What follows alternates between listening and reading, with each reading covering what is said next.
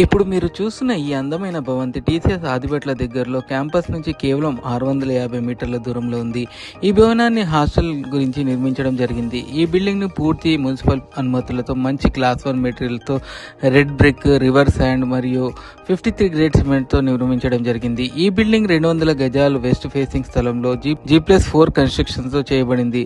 ఒక్కో ఫ్లోర్కి 7 రూమ్లు, 7 బాత్రూమ్లతో పాటు బ్రాండెడ్ కమోడ్స్, నల్లా ఫిట్టింగ్స్తో ప్రతి బాత్రూమ్కి గీజరు మరియు ప్రతి రూమ్కి ఫ్యాన్లు, లైట్లు ఏర్పాటు చేయడం జరిగింది. ఈ బిల్డింగ్కి లిఫ్ట్ సౌకర్యం కూడా ఉంది.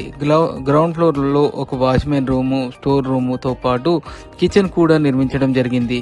మిగతా భాగం అంతా డైనింగ్కి ఉపయోగించుకునేటట్టుగా చాలా పెద్దగా ఓపెన్ స్పేస్ కనిపిస్తుంది. ఈ బిల్డింగ్తో ప్రత్యేకమైన ఎలక్ట్రిసిటీ ట్రాన్స్ఫార్మర్ మరియు షివరేజ్ కనెక్టివిటీ కూడా ఉంది. బోరు విషయానికి వస్తే ఆదిబట్ల టీసీఎస్ భాగంలో ఎండాకాలంలో ఎవరికి బోర్లు పనిచేయవు. ఈ బిల్డింగ్లో కూడా బోర్ సౌకర్యం ఉంది. దాదాపు 1400 ఫీట్ల లోతు వరకు ఉంది. ఇప్పటికీ ఈ ప్రాంతంలో వాటర్ వర్క్స్ డిపార్ట్మెంట్ వాళ్ళు మిషన్ భగీరథ ద్వారా అతిపెద్ద వాటర్ ట్యాంక్ నిర్మించడం జరిగింది. పైప్ లైన్లు కూడా వేసేశారు. కేవలం మంచినీటి కనెక్షన్ తీసుకోవడమే తర్వాయి.